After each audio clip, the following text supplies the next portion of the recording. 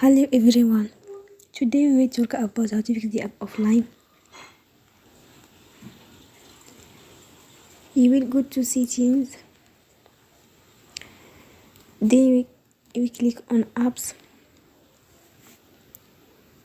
After that you will search the app Lime and you will click.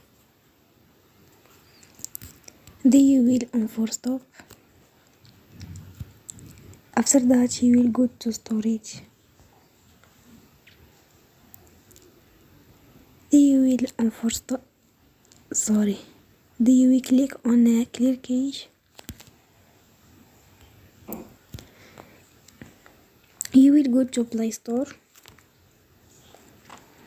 and you will update your app. Don't forget to support us by like and subscribe. See you next time and thank you for watching.